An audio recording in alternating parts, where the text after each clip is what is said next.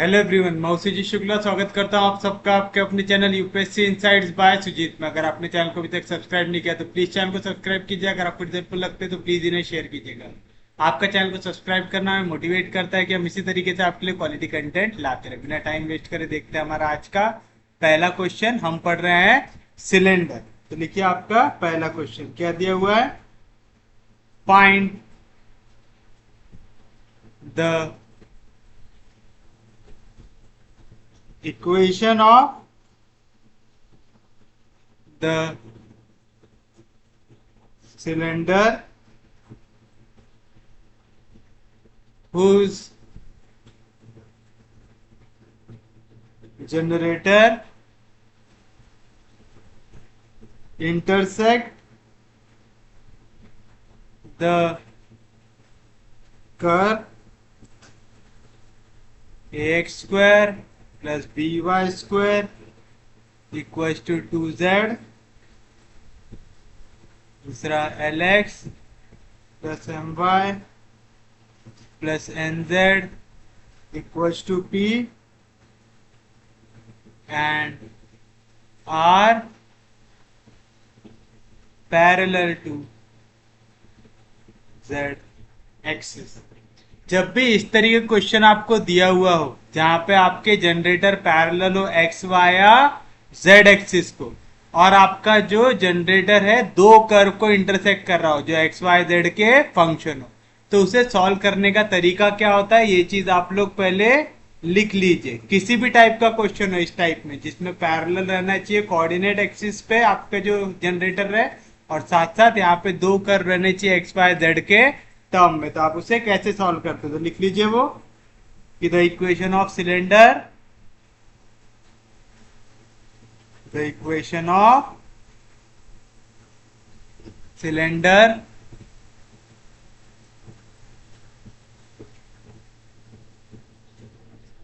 which is having guiding curve, which is having guiding curve as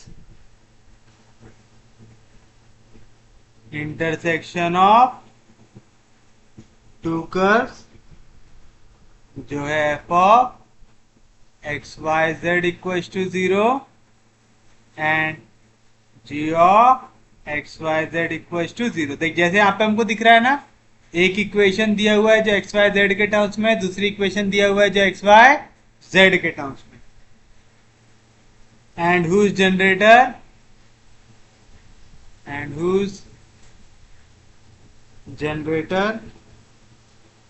are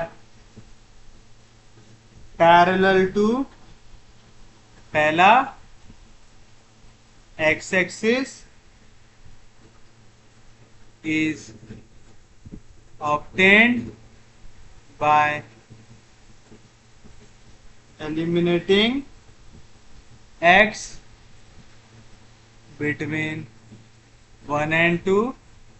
second, अगर generator parallel हो y axis को तो equation कैसे निकालेंगे, obtained by eliminating y between 1 and 2। और तीसरा z एक्सिस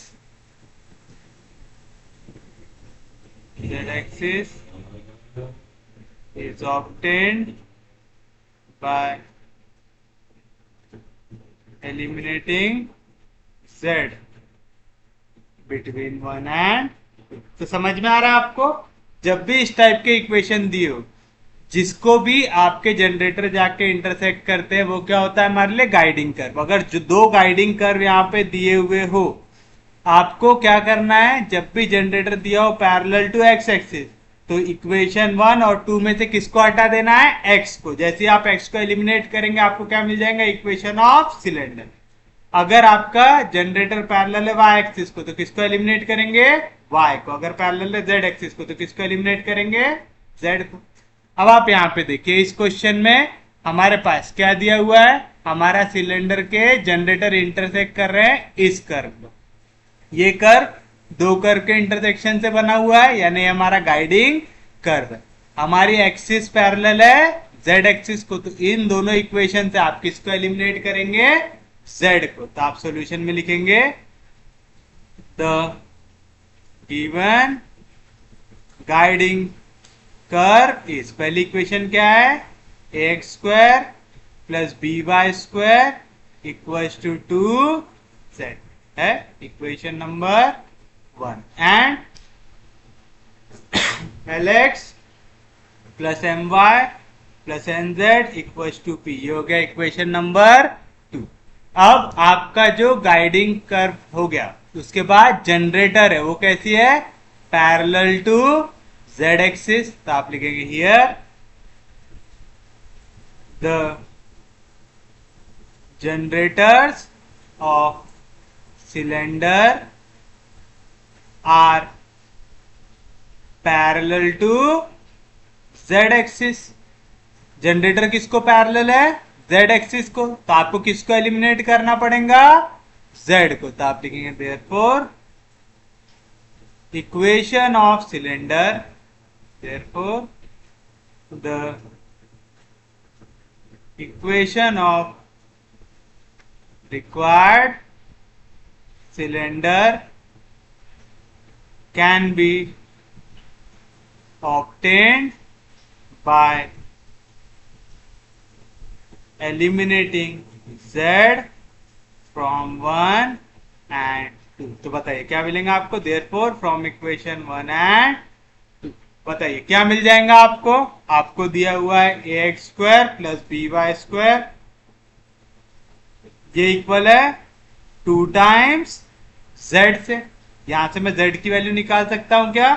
निकाल सकता हूं फ्रॉम इक्वेशन नंबर 2 से। बताइए इक्वेशन 2 से जेड क्या मिलेगा? एन जेड की वैल्यू क्या आ जाएंगी? पी जैसा था वैसा, यहाँ पे वैल्यू प्लस में इधर जाएंगी तो माइनस आ जाएगा, minus L x minus M Y. तो यहाँ से जेड मिल गया मुझे P minus L x minus M Y, ये पूरी डिवाइड हो जाएंगे n से। तो क्या आएंगी वैल्यू? 2 इंटू जेड, जेड की जगह क्या वैल्यू आई? P minus L x minus M y by n। बस इसका आपको कर देना है सॉल्व, आपको मिल जाएगा आपका final answer.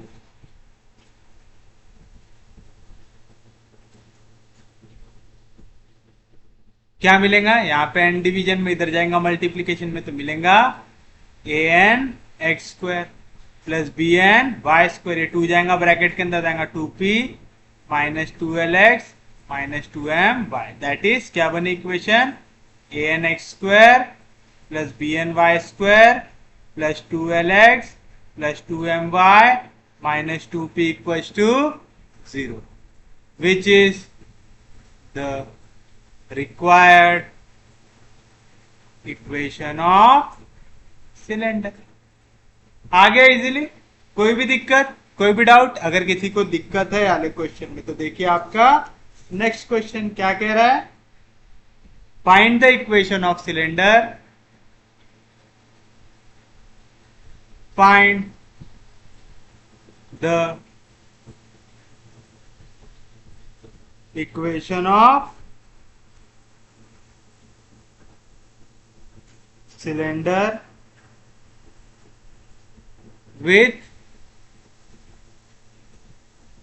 generators parallel to x-axis and passing through the curve ax square plus by square plus cz square equals to 1, lx plus my plus nz equals to। अब देखिए आपको इक्वेशन थोड़ी अलग दी हुई है, और अब आपके जो जनरेटर है वो किसको पैरेलल है? एक्स एक्सिस को। तो आप अगर इसको इक्वेशन 1 देंगे, इसको इक्वेशन 2 देंगे, तो इक्वेशन ऑफ रिक्वायर्ड सिलेंडर क्या बनेगा? एलिमिनेट x फ्रॉम 1 एंड 2 आएगा। तो बताइए सॉल्यूशन में आप क्या लिखेंगे? The given guiding curve is क्या है आपके पास, पहला x square plus B Y square plus c z square equals to 1 and दूसरा l x plus m y plus n z equals to p, equation number 2। यहाँ पे generator किसको parallel है, एक्स एक्सिस को, तो आप लिखेंगे since the generators of cylinder are parallel to x-axis, therefore the equation of required cylinder, therefore the equation of required cylinder can be obtained by eliminating x from 1 and 2। तो चलिए कीजिए eliminate, तो from equation 1 and 2 क्या मिलेगा मुझे, a into x का square, तो from equation 2 मुझे x की वैल्यू मिल सकती, क्या मिल सकती, x क्या मिलेगा मुझे, देखिए p जैसा था वैसा, यहाँ पे प्लस एम वाई उधर गया माइनस, इधर प्लस एन जेड उधर गया माइनस, आएगा minus M y minus n z, यहाँ पे एल मल्टीप्लीकेशन में इधर गया तो डिवीजन में, आएगा ए एक्स स्क्वायर, एक्स की वैल्यू क्या है p minus M y minus n z upon l का whole square plus B Y square plus c z square equals to 1।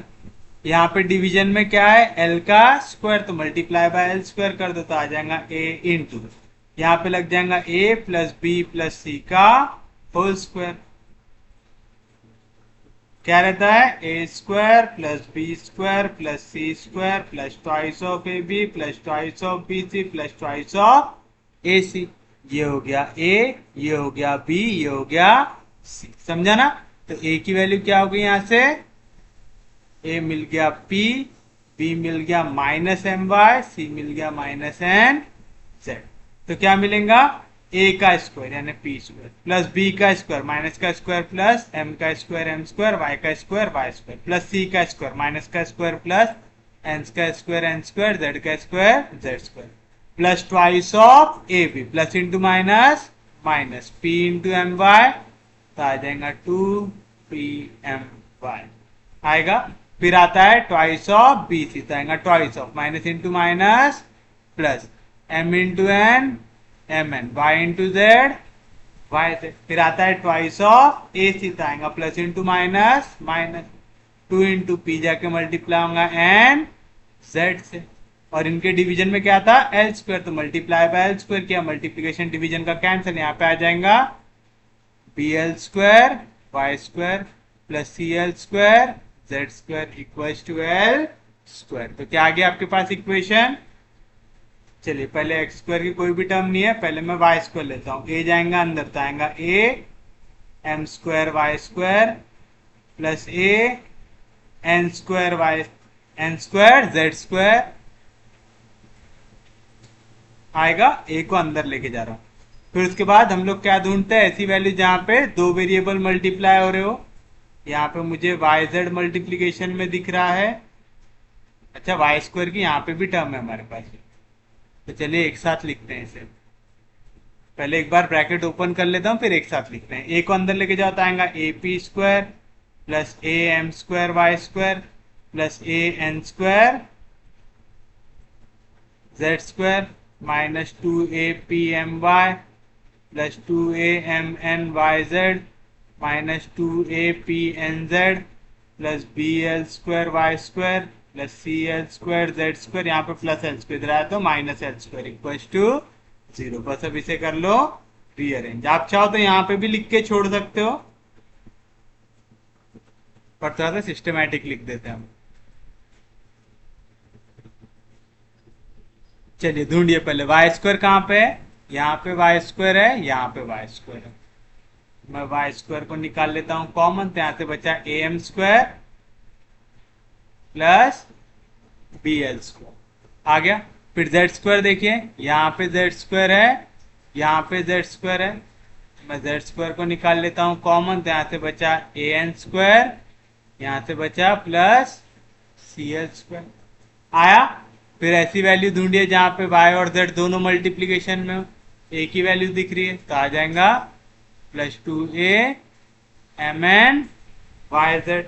अब ऐसी वैल्यू देखिए जिसमें सिर्फ और सिर्फ y दिख रहा हो, यहाँ पे दिख रहा है -2ap एम वाई। अब ऐसा ढूंढो जिसमें सिर्फ और सिर्फ z दिख रहा हो, -2ap एन जेड। अब ऐसी वैल्यू देखो जहाँ पे सिर्फ और सिर्फ कांस्टेंट दिख रहा हो, तो ये दो है, तो आ जाएगा plus a p square minus l square equal to 0 which is the required equation of cylinder. आएगा? कोई भी दिक्कत, कोई भी डाउट? अब हमेशा आपको ऐसा आसान क्वेश्चन मिले ऐसा जरूरी है क्या? नहीं, हो सकता है हमें एक्स वाई जेड से पैरेलल एक्सिस ना दियो, क्वेश्चन कुछ इस तरीके से दिया हो कि find the equation of surface generated by lines which is parallel to y equals to mx and z equals to nx and intersect the ellipse x square by a square plus y square by b square equals to 1 and z equals to 0 दिया हुआ है ऐसा। अब देखिए हमारे लिए ये क्या हो गया, हमारा गाइडिंग कर्व हो गया, और हमारी जो जनरेटर है वो किसको पैरेलल है? ये दोनों को, y equals to m x और z equals to n x को। तो इससे हम एक सिंगल इक्वेशन ऑफ लाइन बनाएंगे। वो कैसे बनाते हैं याद है सबको? तो सॉल्यूशन में सबसे पहले आप लिखेंगे द गाइडिंग कर्व इज क्या है, x square by a square plus y square by b square equals to 1 z equals to 0। Equation number 1। यहाँ पे parallel to x y z axis दिया हुआ है क्या? नहीं, तो हम मेथड करेंगे चेंज थोड़ी, तो आप लिखेंगे द गिवन लाइन इज क्या दिया हुआ है, y equals to m x z equals to n x. That is, मैं इसको ऐसा लिख सकता क्या, y जैसा था वैसा यहाँ पे m मल्टीप्लीकेशन में इधर आया तो डिवीजन में, सेम चीज यहाँ पे n मल्टीप्लीकेशन में इधर आया तो डिवीजन में। अब देखिए दोनों का राइट हैंड साइड क्या है, सेम है, तो मैं लिख सकता दैट इज x ये इक्वल है y बाय m से और x इक्वल है z बाय n से। x के डिवीजन में कुछ भी नहीं है, यानी क्या है, 1 है। आ गया? तो बन गया आपकी इक्वेशन ऑफ लाइन, क्या बनी, x upon 1 equal to y upon m equal to z upon n। इस लाइन को हमारी जो जनरेटर थे वो कैसे रहने वाले हैं, पैरेलल रहने वाले। तो आप लिखेंगे the generators of cylinder are parallel to line. Therefore, if two lines are parallel, their direction ratios are in proportion. तो आप same direction ratio use कर सकते। तो therefore, the direction ratios of generator are 1 m and n। तो direction ratio आपके generator के भी क्या आ गए, 1 m और n आ गए। अब आपका जो सिलेंडर है कुछ इस तरीके से बनेगा। हम क्या करेंगे, यहाँ पे एक पॉइंट ले लेंगे x1 y1 जेड ले लेंगे, ये कोई भी पॉइंट हो जाए जनरेटर का, तो आप लिखेंगे therefore the equation of generator passing through any point p x1 y1 z1 is क्या आ जाएगा, क्या रहता formula x minus x1 upon a, आ गया 1, y minus y1 upon b, आ गया m, z minus z1 upon c, आ गया m। ये आ गया हमारा इक्वेशन ऑफ जनरेटर, जो कोई तो भी पॉइंट x1 y1 z1 से पास हो रहा है, यानी आपने एक पॉइंट ले लिया x1 y1 z1 आपके जनरेटर में। आप चाहो तो आप ऐसा भी लिख सकते हैं, let p x1 y1 z1 be any point on the generator, therefore the equation of generator is x minus x1 upon 1 y minus y1 upon m is equal to z minus z1 upon n आएगा, कोई दिक्कत नहीं।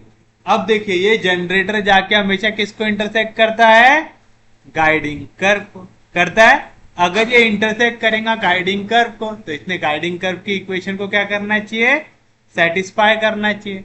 तो आप लिखेंगे as this generator intersect guiding curve 1, therefore put z equal to, देखिए guiding curve में एक इक्वेशन क्या है, z इक्वल टू 0, तो आप लिखेंगे put z equal to 0 in equation 3 we get. क्यों कर रहा है, तो समझ रहा है ना, क्योंकि वो गाइडिंग कर्व को जाके हमेशा जनरेटर इंटरसेक्ट करता है, तो गाइडिंग कर्व की इक्वेशन को क्या करना चाहिए, सेटिस्फाई करना चाहिए। तो हमारी इक्वेशन में जहां जहां z है उसकी जगह हम क्या रखेंगे, 0। तो क्या मिलेगा मुझे, x minus x1 upon 1 equal to y minus y1 upon m equal to z के जगह आ गया 0, तो आएगा 0 माइनस z1 अपॉन n। तो दैट इज क्या मिला मुझे, x माइनस x1, 1 से डिवाइड करे कुछ भी चेंज होता क्या, नहीं, is equal to minus z1 upon n and y minus y1 upon m equal to minus z1 upon n। That is x की वैल्यू क्या आ जाएगा, यहाँ पे माइनस x1 इधर गया तो plus x1 minus z1 upon n and y की वैल्यू क्या आ जाएगा, m यहाँ पे डिवीजन में इधर जाएगा तो मल्टीप्लीकेशन में, यहाँ पे माइनस 5 उधर गया तो plus 5 minus m upon n z1 आ गया। x की वैल्यू मिल गई, y की वैल्यू मिल गई, कब, जब आपने z के जगह क्या पुट किया, 0। ये वाला पॉइंट कब मिल रहा है आपको, जब आपका जनरेटर जाके गाइडिंग कर्व को इंटरसेक्ट कर रहा है। गाइडिंग कर्व में सिर्फ z इक्वल टू 0 है क्या, नहीं, ये इक्वेशन भी है, तो ये इक्वेशन को भी क्या करना चाहिए, उसने सेटिस्फाई करना चाहिए। तो आप लिखेंगे दिस पॉइंट मस्ट सेटिस्फाई कौन सी इक्वेशन, ये इक्वेशन 1। क्यों, क्योंकि ये पॉइंट आपको तब मिला जब आपका जनरेटर जाके इंटरसेक्ट कर रहा है गाइडिंग कर्व, मिला। सब्स्टिट्यूट कर दीजिए वैल्यू, तो क्या आएगा, x का स्क्वायर मतलब x1 minus z1 upon n का square divide bye a square plus y का स्क्वायर, y की वैल्यू क्या है, y1 minus m upon n z1, इसका क्या आ जाएगा, स्क्वायर डिवाइड बाय b का स्क्वायर इक्वल टू 1। मिला ऐसा, चलिए लगा दीजिए यहाँ पे, इसको पहले क्रॉस कर लेते हैं फिर स्क्वायर लगाते हैं। तो क्या मिलेगा मुझे, n होगा क्रॉस, तो मिलेगा n x1 माइनस z1 का स्क्वायर डिवाइड बाय n का स्क्वायर, ये जाके मल्टीप्लाई होगा नीचे तो आएगा a square n square. Same चीज n होगा मल्टीप्लाई तो आएगा n y1 minus m z1 का whole square divide by n square आएगा, न्यूमरेटर के डिनोमिनेटर चला जाएगा, डिनोमिनेटर आएगा n square b square equal to 1। आ गया।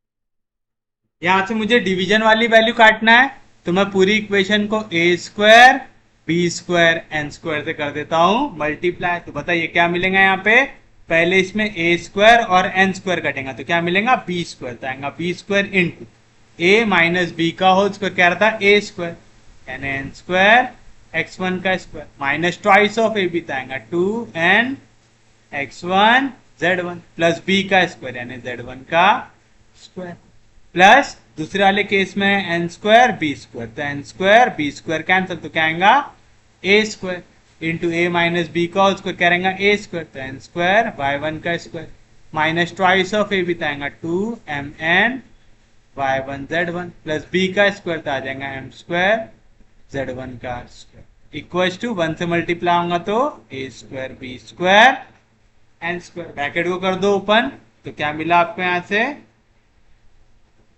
B square n square x one का square minus two b square n x one z one plus b square z one का square plus a square n square y one का square minus two a square m n y one z one plus a square m square z one का square equal to a square b square n square. चलिए देखिए rearrange करते हैं। सबसे पहले x का square देखिए यहाँ पे दिख रहा है तो आ जाएगा b square n square x one का स्क्वायर, y का स्क्वायर भी एक जगह पे ही दिख रहा है तो आ जाएगा plus a square n square y one का स्क्वायर, z का स्क्वायर दो जगह पे दिख रहा है तो यहाँ से z स्क्वायर को निकाल लेते हैं कॉमन तो आ जाएगा b square plus a square m square, उसके बाद एक्स जेड वाली टर्म लिख देते हैं तो आएगा minus two b square n x one z one, फिर वाई जेड वाली term minus two a square m n y one z one, अब क्या बचा सिर्फ और सिर्फ कांस्टेंट, तो यहाँ पे प्लस इधर गया तो minus a square b square n square equal to zero. ये आ गया आपका इक्वेशन। ये आपको मिला है इक्वेशन ऑफ सिलेंडर जो कहां से पास हो रहा है x one y one z one से, but x one y one z one ये कब मिला आपको, जब आपने लिया था कोई एक रैंडम पॉइंट सिलेंडर के जनरेटर के ऊपर लिया था। ये पॉइंट कुछ भी वैल्यू ले सकता है, यानी यहाँ पे हमेशा एक ही पॉइंट रहेगा कि जहां से जनरेटर पास होगा, नहीं ऐसे इनफाइनाइट नंबर ऑफ पॉइंट रहेंगे। तो ऐसे इनफाइनाइट पॉइंट का जब आप लोकस लेंगे तो आपको क्या मिलेगा, एक कंप्लीट सिलेंडर मिलेगा। जैसे देखिए ऊपर वाली लाइन यहाँ से पास हो रही है, नीचे वाले पॉइंट भी कोई ना कोई पॉइंट से पास हो रही होंगी, इसी तरीके से यहाँ से एक लाइन जा रही होंगी उन भी कोई ना कोई पॉइंट से पास हो रही होंगी। तो आप लिखेंगे therefore the locus of point P जिसके कोऑर्डिनेट है x1 y1 z1 will give equation of required cylinder. बताइए क्या होगा, लोकस निकालना है मतलब x1 के जगह x डाल दो, y1 के जगह y डाल दो, z1 के जगह z डाल दो। तो आप लिखेंगे therefore the required equation of cylinder is, बताइए क्या आ जाएगा, x1 के जगह x तो आ जाएगा b square n square x square plus a square n square, y1 के जगह y का square plus b square plus a square m square, z1 के जगह z का square minus two b square n x z minus two a square m n y z minus a square b square n square equal to zero. तो ये हो गया आपके लिए आपका रिक्वायर्ड इक्वेशन ऑफ सिलेंडर। तो समझा क्या करना है, एक पॉइंट ले लेना है x1 y1 z1, उसके थ्रू आप x y z के टर्म में इक्वेशन बनाएंगे, यानी जो इक्वेशन बनेंगी वो x1 y1 z1 के टर्म में आएंगी। x1 y1 z1 क्या था, कोई तो भी एक रैंडम पॉइंट जो आपने लिया था जनरेटर पे। ऐसे जनरेटर पे कितने पॉइंट हो सकते हैं, इनफाइनाइट नंबर ऑफ पॉइंट, क्योंकि पूरा जनरेटर ऐसा पूरा जो आपका जैसे एक सर्कल है, ये सर्कल के हर एक पॉइंट से एक जनरेटर पास होगा। सर्कल में कितने पॉइंट है, इनफाइनाइट नंबर ऑफ पॉइंट, तो कितने जनरेटर आप ले सकते हैं एक सिलेंडर के, इनफाइनाइट नंबर ऑफ जनरेटर्स ले सकते सबके सब पैरेलल रहेंगे आपके इस गिवन लाइन से रहेंगे। तो ये आएंगे आपकी equation.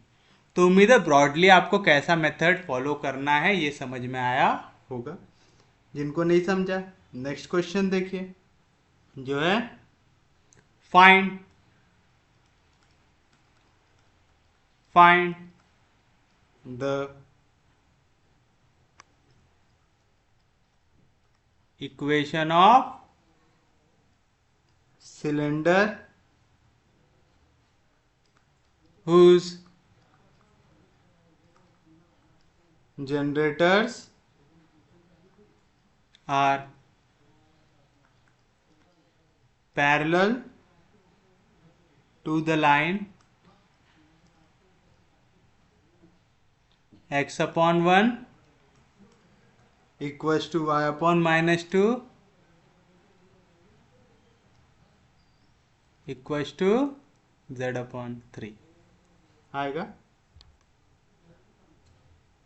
y upon minus 2 equals to z upon 3 and whose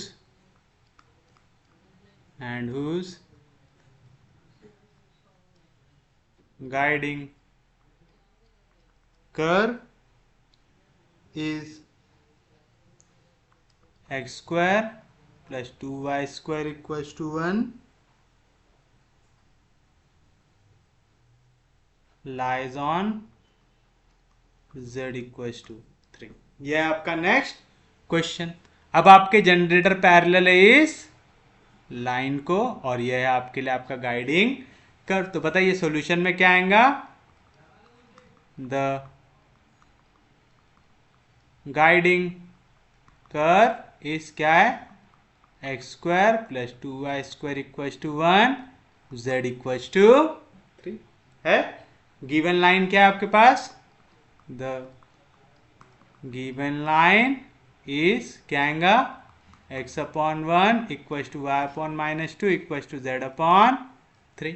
आपका जनरेटर कैसा रहेगा? पैरेलल रहेगा ये लाइन से। तो आप लिखेंगे let p x1 y1 z1 be any point on generator of required cylinder, therefore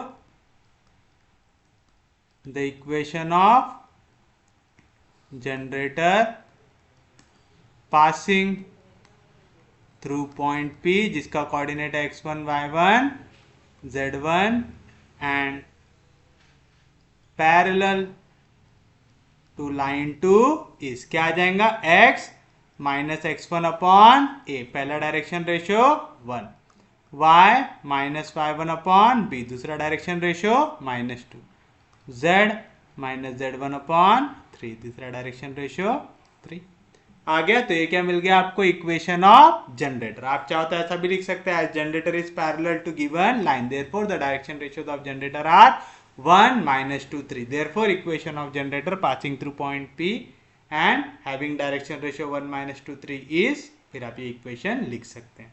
अब ये जो जनरेटर है जाके किसको इंटरसेक्ट करेगा? गाइडिंग कर्व करेगा। तो यानी इसने इस इक्वेशन को क्या करना चाहिए? सेटिस्फाई करना चाहिए। तो आप लिखेंगे एज लाइन 3 इंटरसेक्ट्स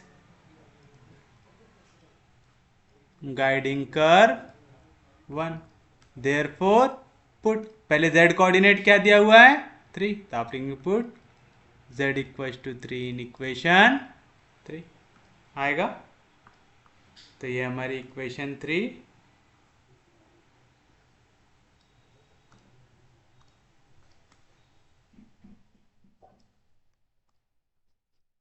यहाँ पे हमें z कोऑर्डिनेट की जगह डाल देना है, बस 3 डाल देना है। तो लीजिए पहले दो को इक्वल ले लीजिए। तो आएगा यहाँ पे x माइनस x1 अपॉन 1 से डिवाइड करो, कुछ भी चेंज होता है क्या? नहीं। 3 3 कैंसिल, तो आएगा 1 माइनस z1 बाय 3। सेम चीज y minus y1 upon minus 2 3 3 cancel, तो आएगा 1 माइनस z1 बाय 3। क्रॉस कीजिए वैल्यू तो क्या आएगा? x इक्वल्स टू यहाँ पे माइनस इधर गया तो x1 plus 1 minus z1 upon 3। Same चीज यहाँ पे भी। वैसे यहाँ पे इसको आगे जाके क्रॉस करना ही पड़ेगा, तो नहीं काटते हैं इसको। तो हो जाएगा 3 बाय 3 यहाँ पे भी सेम चीज करते हैं, काटते नहीं है वैल्यू क्योंकि ये आगे जाके हमें क्रॉस करना ही पड़ेगा। आएगा, सेम चीज रहने दो, मत काटो क्योंकि आगे हमें क्रॉस करना पड़ता है ना, फिर उसमें काम पड़ेगा ही। तो यहाँ पे -2 डिवीजन में इधर जाएगा तो मल्टीप्लीकेशन, तो y की वैल्यू क्या आएंगी, y1 -2 into y1 -2 into 3 minus z1 bye 3 आएगा। यहाँ पे -2 डिवीजन में इधर जाएगा तो मल्टीप्लीकेशन, यहाँ पे -5 कर गया तो +5। अब इस पॉइंट ने क्या करना चाहिए, गाइडिंग कर्व की इक्वेशन को सेटिस्फाई करना चाहिए। गाइडिंग कर्व की इक्वेशन ये रही आपके पास, तो आप लिखेंगे दिस पॉइंट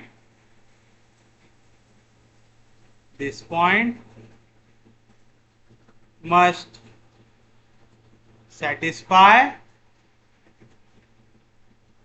ये इक्वेशन।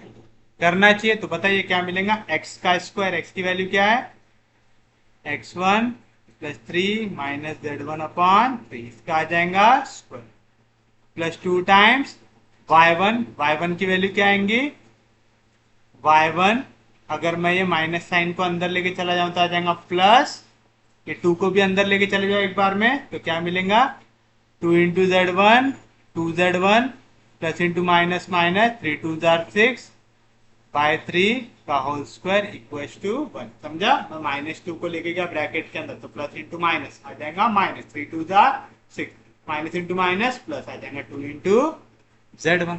अब देखिए यहाँ पे 3 को क्रॉस कर लेते हैं तो क्या मिलेगा, यहाँ पे मिलेगा 3x1 + 3 - z1/3 का होल स्क्वायर, +2 इंटू 3 को कर लो क्रॉस तो आएगा 3y1 + 2z1 - 6/3 का होल स्क्वायर इक्वल टू 1।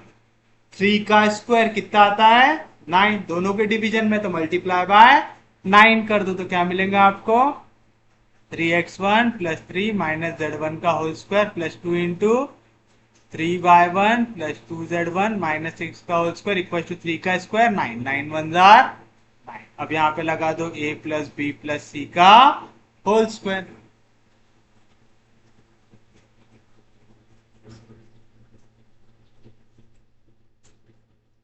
याद है फॉर्मूला, a + b + c का होल स्क्वायर क्या रहता है, a² + b² + c² + twice of ab + twice of bc + twice of ac। पहले केस में ये हो गया a, ये हो गया b, ये हो गया c, तो क्या मिलेगा, a का स्क्वायर यानी 9x1² प्लस b का स्क्वायर 3 का स्क्वायर 9 प्लस c का स्क्वायर -z1 का स्क्वायर प्लस z1 आ गया। फिर आता है plus twice of a b, 3 3 9 9 2 18x1 plus twice of b c, तो plus into minus minus 3 2 6 z1 plus twice of a c, 3 2 6 plus into minus minus x1 z1। समझा, तो हो गया ट्वाइस ऑफ ए बी, फिर आ गया twice of b सी, फिर आ गया twice of a सी। आ गया, सेम चीज यहाँ पे भी कर लीजिए सॉरी, ये हो गया ए बी और सी। ए का स्क्वायर 9y1² प्लस बी का स्क्वायर 4z1² प्लस सी का स्क्वायर -6 का स्क्वायर प्लस 36 प्लस twice of a b, 2 2 4 4 3 12 y1 z1 plus twice of b c, plus into minus minus 2 2 4 6 4 24 z1 plus twice of a c, plus into minus minus 3 2 6 6 6 36 y1 equal to 9 आएगा। तो चलिए बताइए क्या है value आपके पास। पहले x का स्क्वायर देखो, यहाँ पे तो आ गया 9x1²। फिर y का स्क्वायर देखो, y का स्क्वायर सिर्फ यहाँ पे, तो 9 2 18 y1²। अब z का स्क्वायर ढूंढो, यहाँ पे 1z1², यहाँ पे 4 2 8 8 + 1 हो जाएगा 9z1² हो गया। फिर उसके बाद क्या लेके देखते हैं हम लोग, एक्स वाई ढूंढते हैं। एक्स वाई क्या कहीं पे, एक्स और वाई कहीं पे भी नहीं है। चलिए अब हम देखते हैं एक्स जेड। एक्स जेड की एक वैल्यू है तो आ गया -6 x1 z1। अब ढूंढो yz की वैल्यू। yz सिर्फ यहाँ पे, तो 12 2 जार 24 y1 z1। अब ढूंढो सिर्फ x की वैल्यू, ये है 18 x1।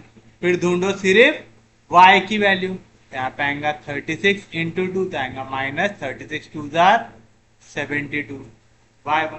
फिर ढूंढो सिर्फ z की वैल्यू, तो यहाँ पे -6 और यहाँ पे 2 इंटू -24, कितना आ जाएगा -48। -48 -6 आ जाएगा -54 z1।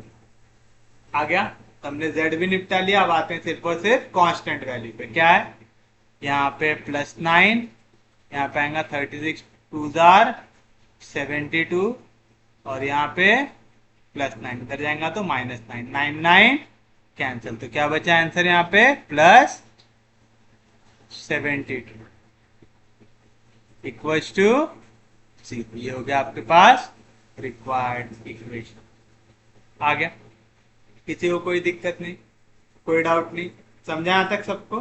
वैसे नंबर सबके सब 3 के टेबल में आते शायद, है ना? 3 से अगर डिवाइड किए तो 3 3 जार 9, 3 6 जार 18, 3 3 जार 9, 3 2 जार 6, 3 8 जार 24, 3 6 जार 18, 3 2 जार 6, बचेगा 1, नीचे आएगा 12, 3 4 जार 12 -3 1 जार 3, 3 8 जार 24, 3 1 जार 3, 3 2 जार 6, 3 4 जार आएगा। तो ये रहेगा आपके लिए आपका final answer. This is the required equation of cylinder. है क्या? नहीं, ये तो हमने अभी सिर्फ और सिर्फ क्या निकाला है, पॉइंट P1 के हिसाब से। अब हमें क्या लेना पड़ेगा, इसका लोकस लेना पड़ेगा। तो आप लिखेंगे therefore the locus of point P, जिसके कोऑर्डिनेट है x1 y1 z1, is the required equation of cylinder.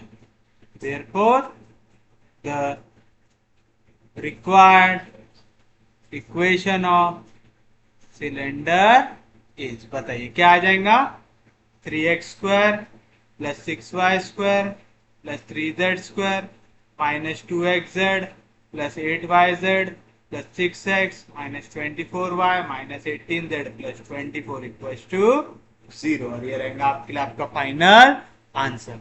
उम्मीद है समझा होगा कैसे निकालना इक्वेशन। क्वेश्चंस आसान है, बस आपको थोड़ा सा कंसेप्चुअली क्लियरिटी रखना है इसके। नेक्स्ट क्वेश्चन देखिए, जो है फाइंड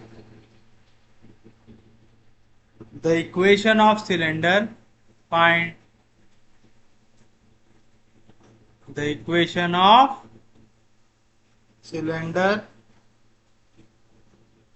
whose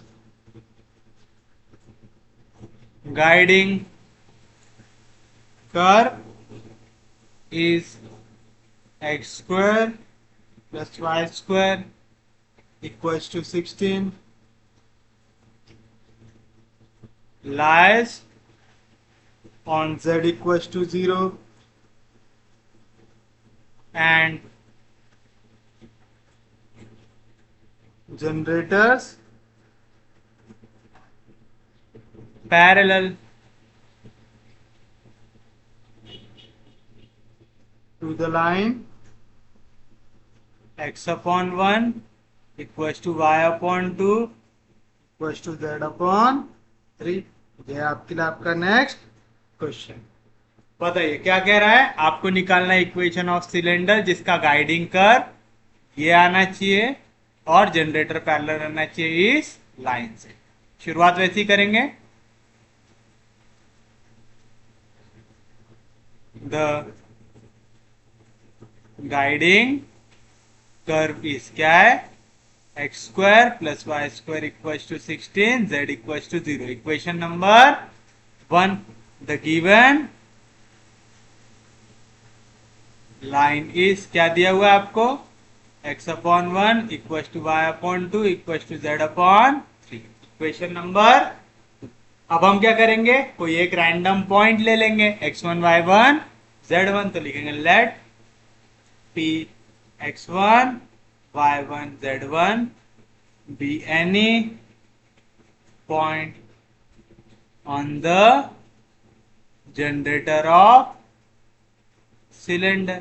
और क्या पता है, the generator of cylinder is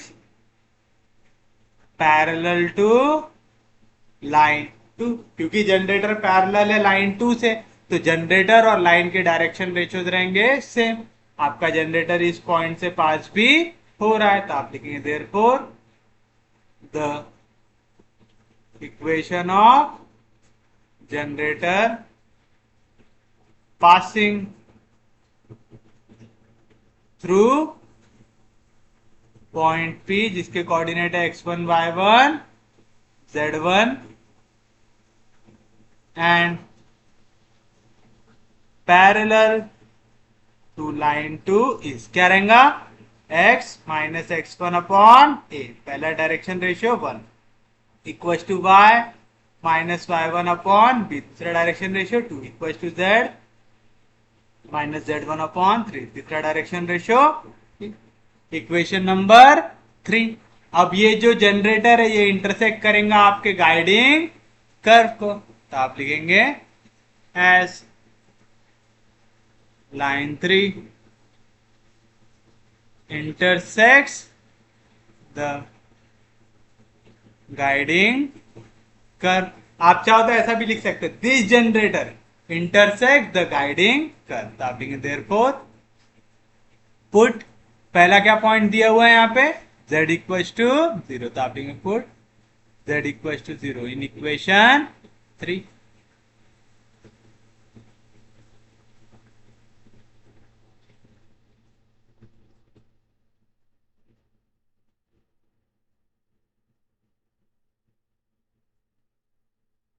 यहाँ पे z की जगह क्या रख दीजिए आप, 0 रख दीजिए। तो बताइए x1 की वैल्यू क्या आएंगी, x माइनस x1 अपॉन 1 से डिवाइड करो, कुछ भी चेंज होता है क्या, नहीं, ये इक्वल आ जाएगा minus z1 upon 3 and y minus y1 upon 2, ये भी इक्वल आ जाएगा माइनस z1 अपॉन 3 से, यानी x की वैल्यू क्या आ जाएंगी यहाँ पे माइनस x, अंदर क्या, तो plus x1 minus z1 upon 3 and y की वैल्यू क्या आ जाएंगे यहाँ पे 2 डिवीजन में इधर जाएगा तो मल्टीप्लाई आएगा माइनस 2z1 अपॉन 3, यहाँ पे माइनस 5 इधर गया तो प्लस 5, आप चाहो तो बीच क्रॉस भी कर लो, तो x की वैल्यू आएंगे 3x1 minus z1 upon 3 and y की वैल्यू आएंगे 3y1 माइनस 2z1 अपॉन, आ गया दिस पॉइंट। ये कहां पे, जनरेटर में, जब वो गाइडिंग कर्व को इंटरसेक्ट कर रहा है तो गाइडिंग कर्व की हर एक इक्वेशन को सेटिस्फाई करना चाहिए, तो दिस पॉइंट मस्ट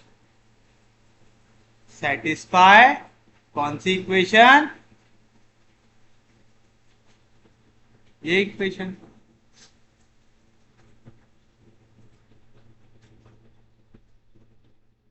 करना चाहिए, बताइए क्या मिलेगा आपको, देयरफॉर x का स्क्वायर मतलब 3x1 माइनस z1 अपॉन 3 का स्क्वायर प्लस y का स्क्वायर मतलब 3y1 माइनस 2z1 अपॉन 3 का स्क्वायर, ये इक्वल आना चाहिए 16 से, आना चाहिए।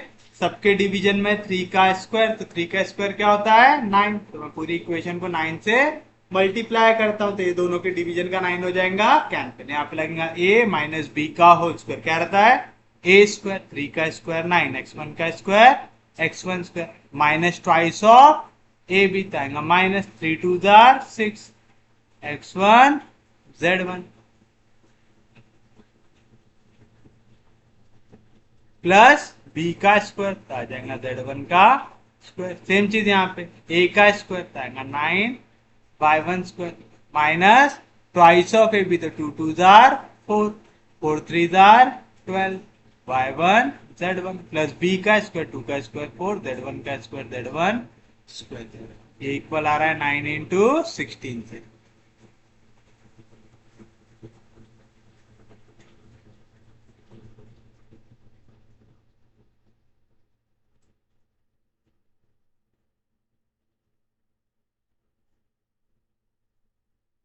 आया? चलिए बताइए क्या मिलेगा। पहले एक्स स्क्वायर की टर्म देखो तो आ गया 9x1 स्क्वायर, फिर y1 देखो तो आ गया +9 y1 स्क्वायर, फिर z1 देखो तो आ गया +4 z1 square.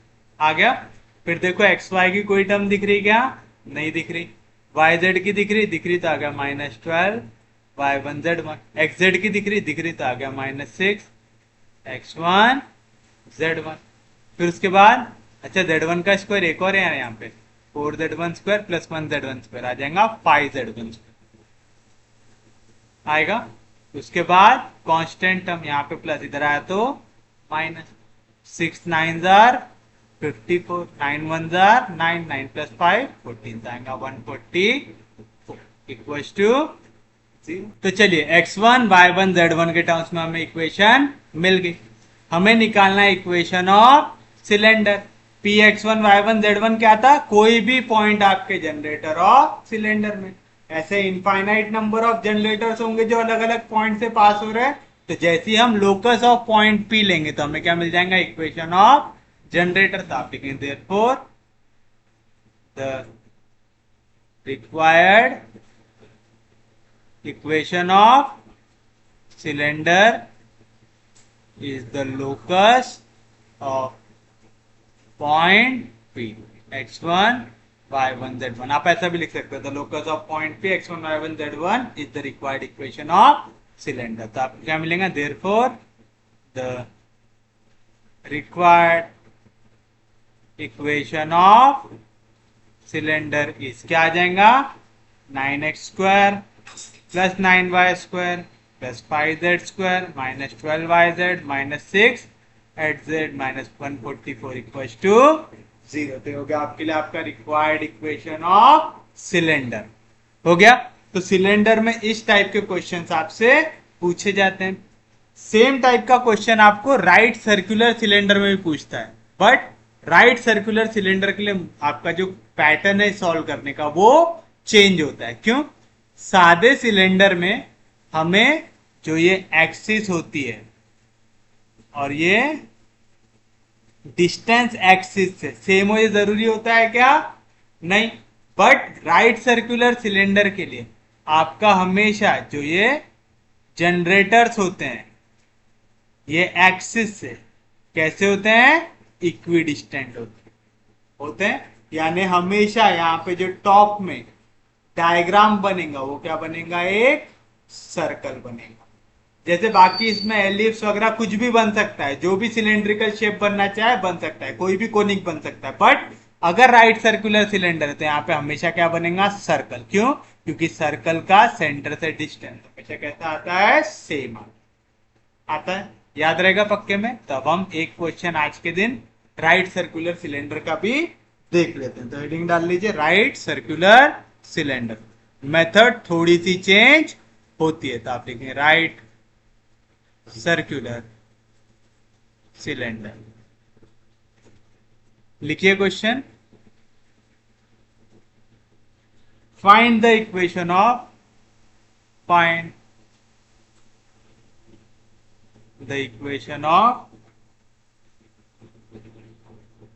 right circular cylinder of radius 2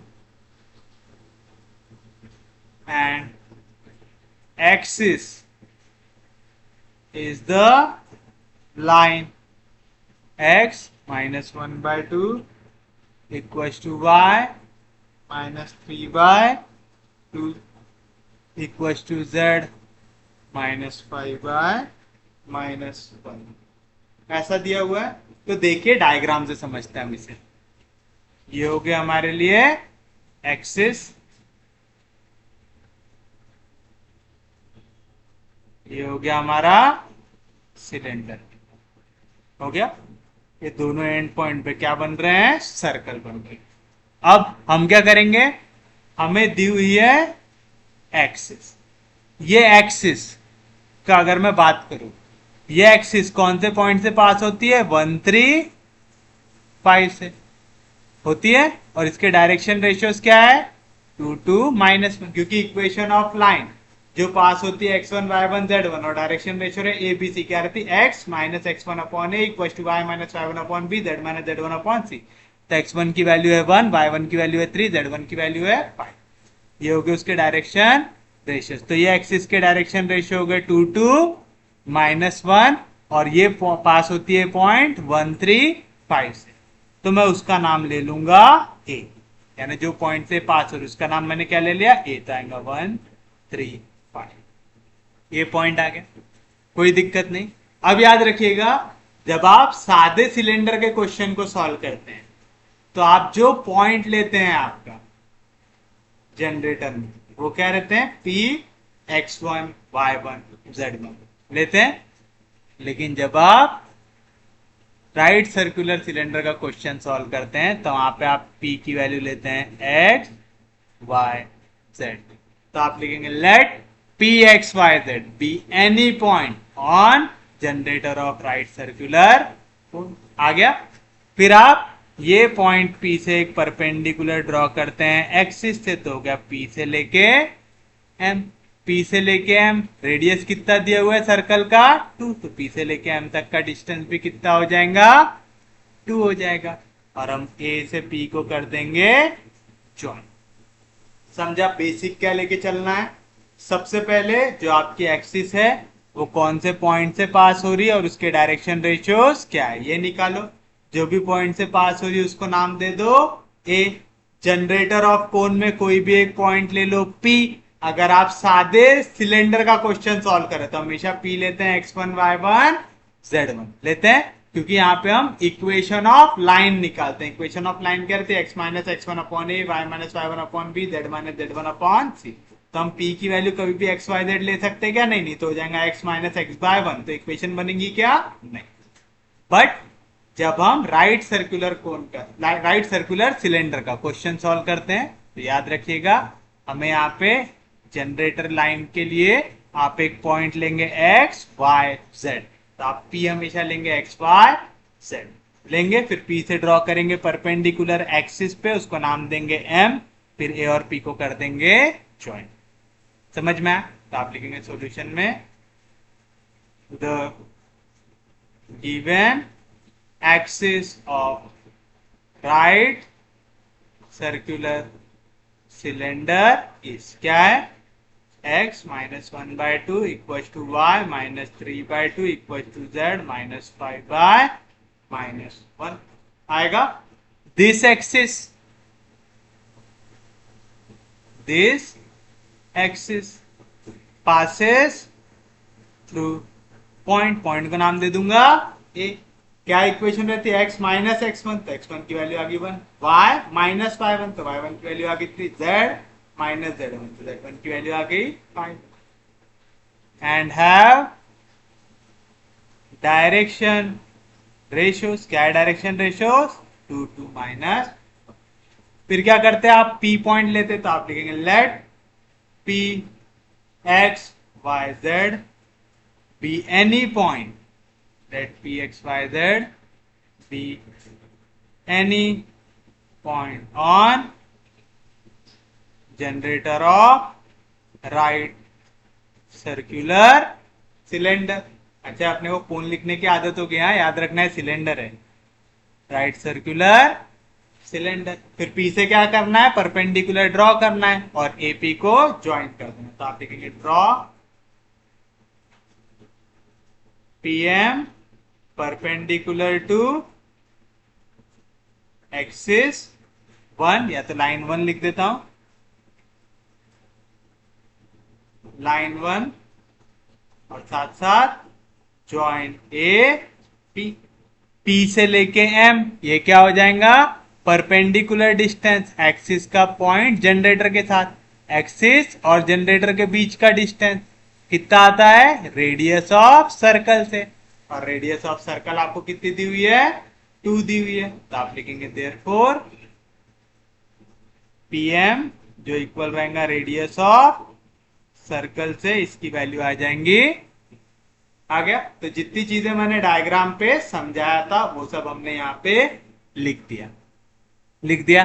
अब बस आपको दिख रहा है यहाँ पे बन रहा है right angle triangle, right angle triangle है तो क्या दिखे लगेगा यहाँ पे, पाइथागोरस थ्योरम। तो आप लिखेंगे in right angle triangle a m p, in right angled triangle a m p by Pythagoras theorem. क्या रहता पाइथागोरस थ्योरम, हाइपोटेनस स्क्वायर यानी a p square equal to sum of square of other two side, तो आएगा a m square plus p m square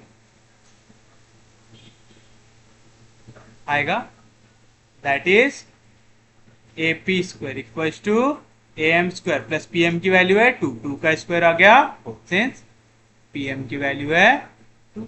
इसे मैं दे देता हूं equation number आ गया। अब मुझे वैल्यू चाहिए ए पी की और ए एम की। ए पी की वैल्यू निकाल सकता हूं क्या, निकाल सकता हूं बाय डिस्टेंस फॉर्मूला। मुझे ए के कोऑर्डिनेट पता है, मुझे पी के कोऑर्डिनेट पता है। यहां पे डायग्राम लेके आए थे हम बार बार ताकि पीछे न जाना पड़े।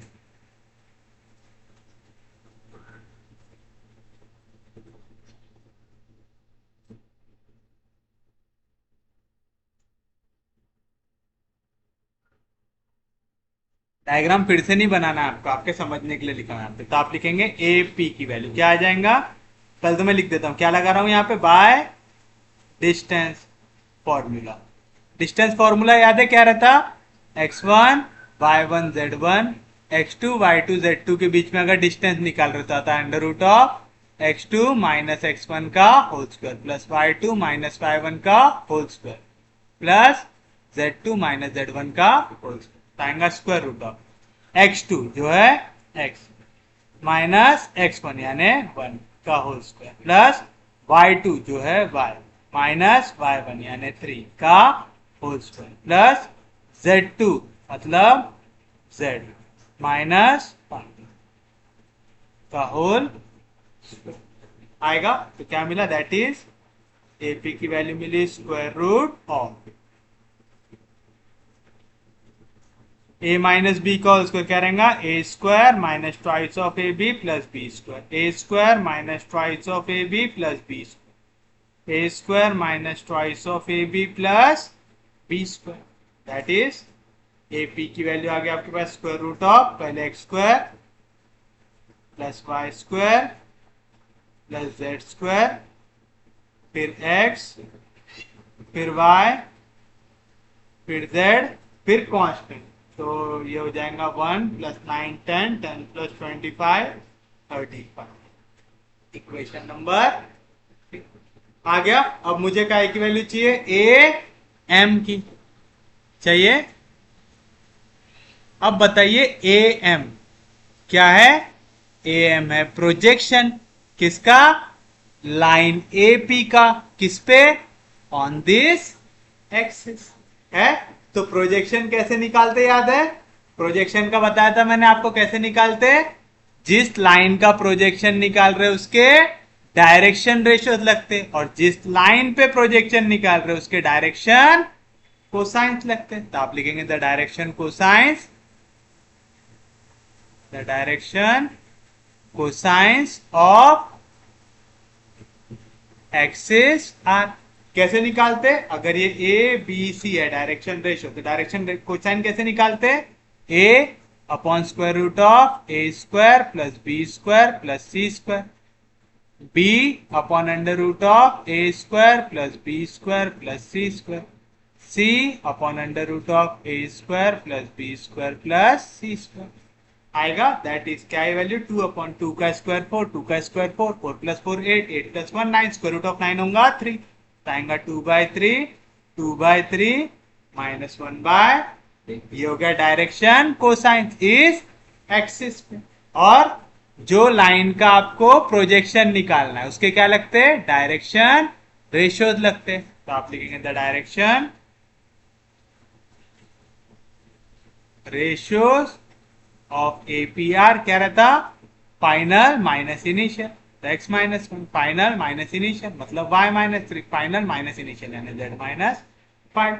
तो बताइए ए एम की वैल्यू क्या आ जाएंगी, ए एम आ जाएगा प्रोजेक्शन ऑफ किसका, ए पी, किस पे? ऑन एक्सिस आ जाएगा। तो जिस लाइन का प्रोजेक्शन ले रहे हो उसका डायरेक्शन रेशियो, पहला डायरेक्शन रेशियो क्या है? x minus one. जिस लाइन पे प्रोजेक्शन ले रहे हो उसका डायरेक्शन कोसाइन क्या है? 2/3 प्लस फिर से सेम चीज, पहला पहले के साथ, दूसरा दूसरे के साथ आएगा, y minus three into 2/3 plus तीसरा z माइनस फाइव इंटू -1/3। सबके डिवीजन में 3 कॉमन है, सबके डिवीजन में आ गया 2 इंटू एक्स 2x माइनस 2 1 जार 2 2 इंटू वाई 2y माइनस 3 2 जार 6 -1 into z minus z minus into minus plus 5। तो बताइए क्या है एम की वैल्यू? एम आ गया आपके पास 2x plus 2y minus Z, यहाँ पे आ जाएगा -2 -5 -8 प्लस 5 आ जाएगा माइनस डिवाइड बाय आएगा। समझे पक्के में? तो ये हो जाएंगे हमारे लिए इक्वेशन नंबर 3 दे चुके थे, ये हो जाएंगे इक्वेशन नंबर 4। बस अब सबको एक साथ लिख दीजिए, आपको मिल जाएगा आपका इक्वेशन। पहले मैं एक जगह पे पूरी इक्वेशंस कर लेता हूं, फिर हम सब्स्टिट्यूट कर लेते हैं। आपको फिर से लिखना है क्या? नहीं। ए एम हो गया हमारा, फिर हमने ए पी निकाला था,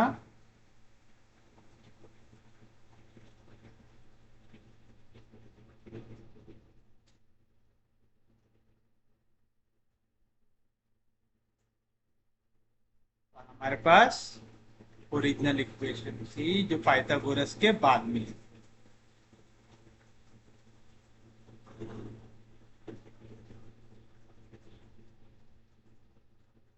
तो आप लिखेंगे फ्रॉम इक्वेशन 2 3 एंड क्या मिलेगा? ए पी का स्क्वायर, तो स्क्वायर और स्क्वायर रूट कैंसिल आएगा, x square plus y square plus z square minus 2x minus 6y minus 10z plus 35 equals to a m का स्क्वायर, तो आ जाएगा 2x plus 2y 2x plus 2y minus z minus 3/3 का whole square plus, देखिए यहाँ पे 3 का square क्या हो जाएगा? 9। तो पूरी इक्वेशन को मल्टीप्लाई कर दो 9 से, तो आ जाएगा 9x square plus 9y square plus 9z square minus 9 2 jar 18 6 9 jar 54 minus 9 10 jar 90 plus 9 से मल्टीप्लाई करना है 35 को, 5 9 जार 45 3 9 जार 27 आएगा 31 इक्वल्स टू यहाँ पे 3 का स्क्वायर 9, तो मल्टीप्लीकेशन डिवीजन वाली वैल्यू कैंसिल। यहाँ पे लगेगा a plus b plus c plus d का होल स्क्वायर, पर मैं इनको भी लिख देता हूँ 4 9 जार 36, यहाँ पे प्लस 36 इधर जाएगा तो माइनस 36। समझा ना? ये पूरी इक्वेशन भी 9 से मल्टीप्लाई हो गई, ये भी 9 से मल्टीप्लाई हो गई, ये भी 9 से मल्टीप्लाई हो गई, तो 4 9 जार हो गया 36, यहाँ पे प्लस 36 इधर गया तो माइनस 36, क्योंकि मैं यहाँ पे अभी और ऑपरेशन परफॉर्म कर रहा हूँ तो उसको अलग से लिखा हूँ। क्या फॉर्मूला लगा रहे हैं वहां पे? a plus b plus c plus d का होल स्क्वायर क्या रहता? A square plus b square plus c square plus d square plus twice of a b plus twice of a c plus twice of a d plus twice of b c plus twice of b d plus twice of c होता है। तो यहाँ पे हमारे पास a के जगह है 2x, b के जगह है 2y, c के जगह है माइनस z, d के जगह है माइनस, तो बताइए क्या आएगा? a का स्क्वायर आएगा 4x स्क्वायर प्लस b का square 4y square plus c का square z square plus d का square 9 plus twice of a b आएगा प्लस 2 2 जार 4 4 2 जार 8 xy plus twice of a c, तो प्लस इंटू माइनस हो जाएगा माइनस 2 2 जार 4xz plus twice of a d plus into minus minus 3 2 जार 6 6 2 jar 12x आ जाएगा। फिर उसके बाद आता है twice of BC plus into minus, minus 2 2 jar 4YZ। फिर आता है ट्वाइस ऑफ BD, तो प्लस इंटू माइनस, माइनस 2 2 जार 4 4 3 जार 12Y। फिर आता है twice of CD, plus into minus, minus minus into minus plus 3 2 जार 6 आ जाएगा। कोई दिक्कत नहीं, पूरी वैल्यू निकाल लिया आपने। अब बस इसको कर लो रीअरेंज, तो क्या मिलेगा आपको 9x², यहाँ पे प्लस 4 इधर गया तो माइनस 4, 9 में से 4 गया तो आएगा 5x², 9y², यहाँ पे प्लस 4 उधर गया तो माइनस 4 आएगा प्लस 5y², यहाँ पे प्लस z² उधर गया माइनस z², तो 9 में से z गया तो बचेगा 8z² आएगा। तो z² निपट गया यहाँ से। अब ढूंढो x y y z वाली टर्म, सिर्फ इस साइड है, तो यहाँ पे प्लस 8xy इधर गया तो माइनस 8xy, प्लस 4 इधर, माइनस 4 इधर गया तो प्लस 4, यहाँ पे माइनस 4 इधर गया तो प्लस 4 yz आ गया। फिर ढूंढो सिर्फ x वाली टर्म, यहाँ पे माइनस 12 इधर जाएगा तो प्लस 12, तो 18 में से 12 गया था माइनस 6x। फिर यहाँ पे माइनस 12 इधर गया तो प्लस 12, ये दोनों ऐड होंगे तो आएगा माइनस 54 प्लस 12 आएगा माइनस 42 y आएगा। सेम चीज z के लिए, यहाँ पे प्लस 6 इधर गया तो माइनस 6, तो आ जाएगा माइनस 96 z। यहाँ पे प्लस 9 इधर जाएगा तो माइनस 9, आएगा माइनस 36 माइनस 9 45 आएगा। कोई दिक्कत नहीं, यहाँ तक किसी को भी कोई डाउट नहीं, तो इससे 45 को सब्ट्रैक्ट कर लो, तो 315 से 45 सब्ट्रैक्ट होगा तो आएगा 0, यहाँ पे आएगा 27, आएगा प्लस 270 इक्वल्स टू 0। तो रहेगा आपके लिए आपका फाइनल आंसर। तो उम्मीद है आज का लेक्चर सबको समझ में आया होगा। अगर आपको लेक्चर समझ में आ रहे, यूजफुल लग रहे, तो प्लीज चैनल को सब्सक्राइब कीजिए, वीडियो को शेयर कर दीजिए। सबसे इंपॉर्टेंट चीज, पढ़ते रहिए, रिवाइज करते रहिए। हम लोग मिलेंगे कल, तब तक के लिए take care, have a nice day.